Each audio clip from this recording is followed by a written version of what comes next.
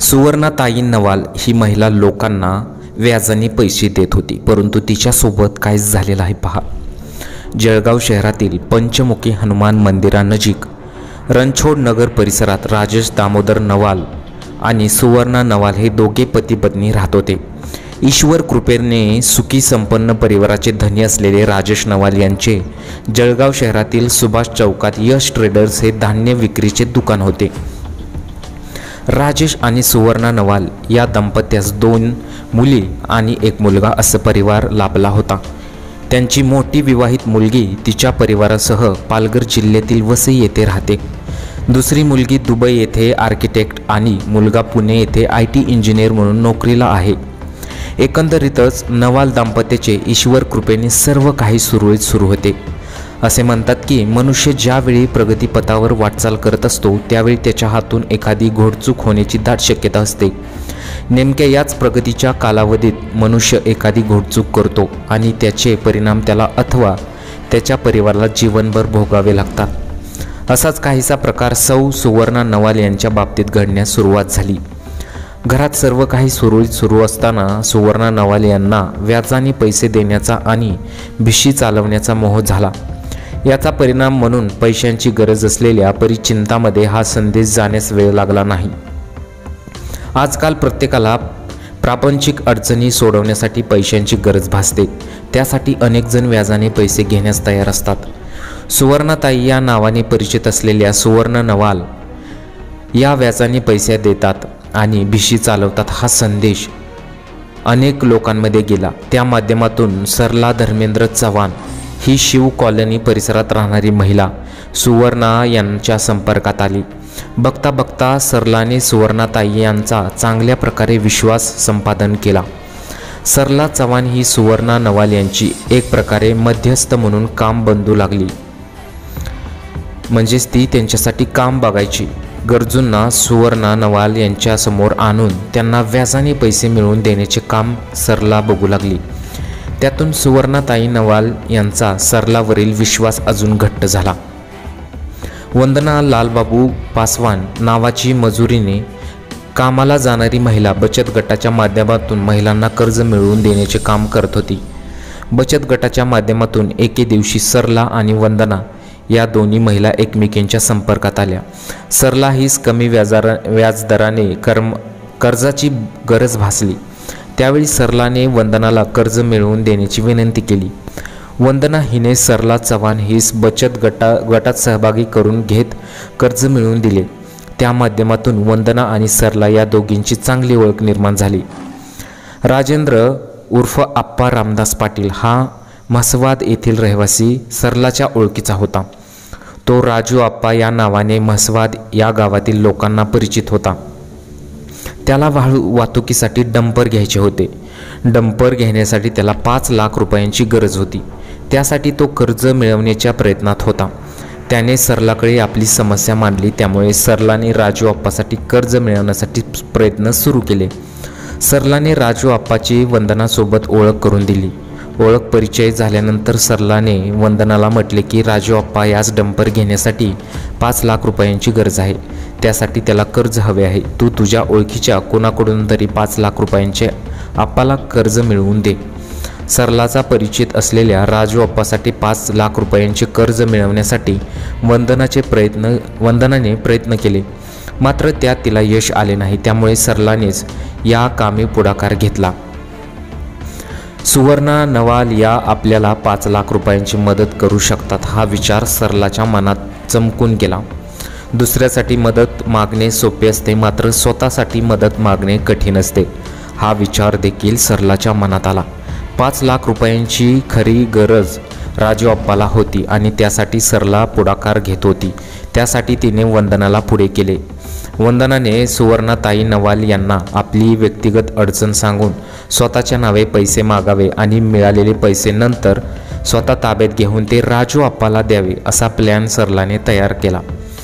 त्यानुसार सुवर्णा नवाल यांच्याकडे बुधवारी दिनांक 26 जून 2024 रोजी जाण्याचे निश्चित झाले.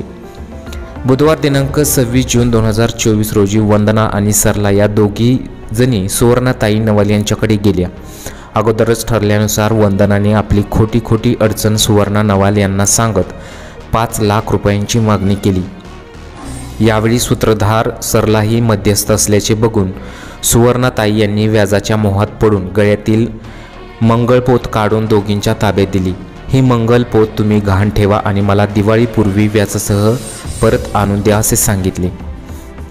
सुवर्णाताई यांनी स्वतःच्या गळ्यातून काढून दिलेली सोन्याची पोत हाती पडल्यानंतर ती गहाण ठेवून पैसे घेण्यासाठी दोघी जणी तातडीने सराफ बाजारात गेल्या। सराफ व्यावसायिकाने त्या सोन्याच्या मंगलपोतीला गहाण ठेवून केवळ 3 लाख रुपये त्यांना दिले। त्या पोतीच्या ठेवीची पावती सरलाच्या नावे करण्यात आली। सरलाने 3 लाख रुपयांची रक्कम राजू अप्पाला देण्यासाठी आपल्या ताब्यात घेतली। पूर्ण 5 लाख रुपये जमा होण्यास 2 लाख रुपये कमी पडत होते।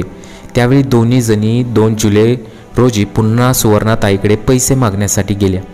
यावेळी सुवर्णाताईने त्यांच्या घरातील सोन्याच्या 4 लहान अंगठ्या, सोन्याचे कानातील झुमक्याचे जोड काढून दिले। मात्र सर्व दागिने मला दिवाळीपूर्वी न चुकता व्याजासह आणून द्यावे असे सुवर्णाताईंनी दोघींना बजावले। यावेळी दोघी जणी पुन्हा सराफाकडे गेल्या। यावेळी त्यांना या गहाण वस्तूचे सराफाने 75,000 दिले। यावेळी वस्तूंच्या गहाण ठेवीची पावती वंदनाच्या नावे करण्यात आली। दरम्यानच्या कालावधीत ओळखीचा फायदा घेत वंदनाचा पती लालबाबू यादव यांनी देखील सुवर्णाताईकडून रोख 60,000 रुपये व्याजाने घेतले। बघता बघता दिवाळीचा सण जवळ आला। ठरल्यानुसार सुवर्णाताई नवाल यांना दिवाळी सणानिमित्त पूजेसाठी त्यांचे स्त्रीधनाचे दागिने हवे होते। त्यासाठी त्या वारंवार सरला आणि वंदना या दोघींना मोबाईलद्वारे संपर्क साधण्याचा प्रयत्न करू लागल्या। दरम्यानच्या कालावधीत वंदनाचा पती लालबाबू यांनी देखील सुवर्णाताई नवाल यांच्याकडून ओळखीचा गैरफायदा घेत व्याजाने 60,000 रुपये रोख नेले होते। तो ते पैसे देखील त्यांना परत करत नव्हता। त्यामुळे सुवर्णाताई मोबाईलच्या माध्यमातून त्यांच्याशी देखील वारंवार संपर्क साधत होत्या। माझ्या दागिन्यांबाबत माझे पती मला दिवाळीच्या वेळी विचारणा करतील, त्यापूर्वी तुम्ही मला दागिने आणून द्या अशी विनवणी सुवर्णाताई दोघी जणींना करत होत्या। मात्र अद्याप त्यांना मुद्दल मिळाली नाही, ना व्याजसुद्धा मिळाले नाही आणि त्यांचे गहाण ठेवलेले दागिनेसुद्धा मिळाले नाही। त्यामुळे त्या हैराण झाल्या। सुवर्णाताईच्या रोजच्या तगद्याला सरला चव्हाण, राजेंद्र उर्फ राजू अप्पा, रामदास पाटील आणि लालबाबू रामनाथ हे सगळेजण वैतागले होते। आपण सुवर्णाताईंना जीवनीशी ठार केले तर आपल्याला त्यांचे पैसे द्यावे लागणार नाही आणि आपली त्यांच्या तगद्यातून कायमची सुटका होईल असा विचार सरलाचा मित्र राजू अप्पा आणि वंदनाचा पती लालबाबू पावसन या तिघांच्या मनात आला। पैसे परत करण्याच्या बहाण्याने सुवर्णाताईच्या घरी जाऊन त्यांचा कायमचा नायनाट करण्याचा तिघांनी बेत आखला।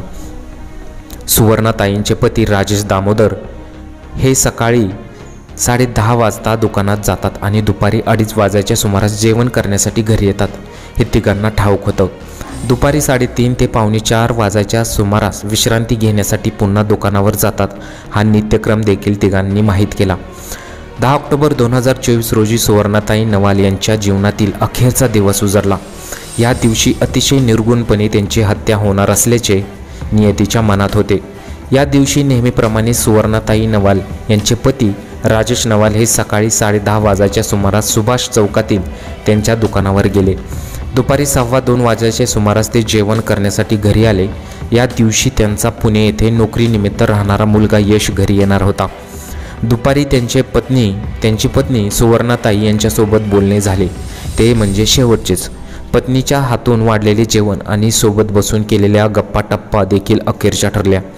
थोडा वेळ आराम करून 3:30 वाजता राजेश नवाल दुकानावर गेले। त्यानंतर सायंकाळी पैसे परत करण्याच्या बहाण्याने राजप्पा, सरला आणि लालबाबू असे तिघीजण सुवर्णाताई नवाल यांच्या घरी गेले। त्यावेळी सुवर्णाताई नवाल या घरी एकट्या होत्या। कपडात गुंडाळलेला आणलेल्या लोखंडी हातोड्याने आप्पा पाटील यांनी सुवर्णाताई नवाल यांच्या डोक्यावर जोरदार हल्ला केला। अचानक झालेल्या या जीवघेण्या हल्ल्यात सुवर्णाताई फरशीवर कोसळल्या। त्यांचे डोके फुटून त्यातून रक्त वाहू लागले। त्याचवेळी लालबाबू पावसन याने देखील सुवर्णाताई नवाल यांच्या डोक्यावर त्याच हातोड्याने 2 वेळा हल्ला केला। दुसऱ्यांदा झालेल्या हल्ल्याने सुवर्णाताई नवाल यांची हालचाल बंद झाली। 10 ऑक्टोबरची रात्र बघणे त्यांच्या नशिबी नव्हते। त्यानंतर सरला आप्पा दोघीजण मोटारसायकलने पसार झाले. लालबाबू देखील तिथून निघून गेला. या खुनी हल्ल्यात वापरलेला कपाडात गुंडाळलेला लोखंडी हातोडा आप्पा पाटील यांनी लालबाबू यास कुठेतरी फेकून देण्यास सांगितले. तो लोखंडी हातोडा लालबाबू यांनी नर्सरी नजीक असलेल्या नाल्याच्या बाजूला लपून ठेवला आणि त्वरित कापड नाल्यात फेकून दिले. त्यानंतर मयत सुवर्णा नवाल यांचे पती राजेश नवाल यांनी रात्री 8:15 वाजेनंतर नेहमीप्रमाणे दुकान बंद केले. नवी पेठ परिसरातील सारस्वत बँकेच्या ATMमध्ये पैसे जमा करून त्यांनी नेरी नाका परिसरात राहणाऱ्या बहिणीकडून त्यांचे प्रेस केलेले कपडे ताब्यात घेतले. त्यानंतर पांडी चौकातून दुधाची पिशवी विकत घेतली. त्यानंतर रात्री 8:45च्या सुमारास त्यांनी घर गाठले. यावेळी त्यांचा दरवाजा ठोठावला आणि घरातील हॉल व बेडरूमचे लाईट सुरू असल्याचे त्यांनी पाहिले. हॉलमध्ये त्यांना पत्नी सुवर्णा यांचे पाय दिसले. कदाचित पत्नी व्यायाम करत असेल, त्यांनी मनाशी समज केला. हातातील दुधाची पिशवी आणि प्रेसचे कपडे त्यांनी खुर्चीवर ठेवले. त्यानंतर त्यांनी पत्नीकडे निरखून पाहिले असता त्यांच्या पायाखालची जणू जमिनीत सरकली. त्यांना जणू काही अचानक शॉक बसला. त्यांना त्यांच्या डोळ्यावर विश्वास बसत नव्हता. त्यांच्या मुखातून शब्द फुटण्याचा झाला. पत्नी रक्ताच्या थारोळ्यात पडली असल्याचे चित्र त्यांना दिसून आले. तिला हलवून पाहिले असता ती कोणतीही हालचाल करत नव्हती. घाबरलेल्या अवस्थेत त्यांनी शेजारी राहणाऱ्या भावाच्या पत्नीला बोलवले. त्यांच्या भावाची पत्नी देखील घटनास्थळावरून भयावह चित्र बघून काही वेळा भयभीत झाली. स्वतःला सांभाळत राजेश नवाल यांनी त्यांचे परिचित असलेले डॉक्टर सारंग जोशी व पोलिसांना फोन केला. काही वेळाने त्यांच्या घरी डॉक्टर आले. डॉक्टर सारंग जोशी यांनी सुवर्णा नवाल यांची तपासणी केली असता त्या मयत झाल्या असल्याचे त्यांनी सर्वांना सांगितले. या घटनेची माहिती MIDC पोलीस स्टेशनला समजल्यानंतर पोलीस निरीक्षक दत्तात्रय निकम यांच्या मार्गदर्शनाखाली सर्वप्रथम सहाय्यक पोलीस निरीक्षक अनिल वाघ यांच्यासह टीम घटनास्थळी पोहोचली. मयत सुवर्णा नवाल यांचे पती राजेश नवाल यांनी दिलेल्या फिर्यादीनुसार MIDC पोलीस स्टेशनला अज्ञात मारे विरोधात गुन्हा दाखल केला. या गुन्ह्याच्या तपासणी दरम्यान मयत सुवर्णा नवाल यांचे मोबाईल कॉल रेकॉर्ड तपासण्यात आले. घटनेच्या दिवशी दिवसभरात एकाच क्रमांकावर सारखे कॉल झाल्याचे पोलिसांना आढळून आले. याशिवाय घटनास्थळी परिसरातील CCTV फुटेज तपासण्यात आले. तसेच गुप्त बातमीदारांची देखील मदत घेण्यात आली. मोबाईल कॉल तपशील, CCTV फुटेज आणि गुप्त बातमीदारांनी दिलेली माहिती या सर्वांचा मेळ बसवत क्रमाक्रमाने लालबाबू, राजेंद्रप्पा, रामदास पाटील आणि सरला धर्मेंद्र चव्हाण या तिघांना चौकशी कामी ताब्यात घेण्यात आलं. तिघांना वेगवेगळ्या पद्धतीने आणि एकत्रितपणे बोलावून चौकशी करण्यात आली. पोलीस खाक्या बघून तिघांनीही अखेरीस आपला गुन्हा कबूल केलेला आहे. तर मित्रांनो, अशी ही घटना जळगावमधून घडली होती. अक्षरशः तुम्ही पैशाचा मोह कधीही करू नका. या पैशाच्या मोहासाठी या महिलेसोबत आज काय घडलेलं आहे आता तुम्ही पाहिलं असेल.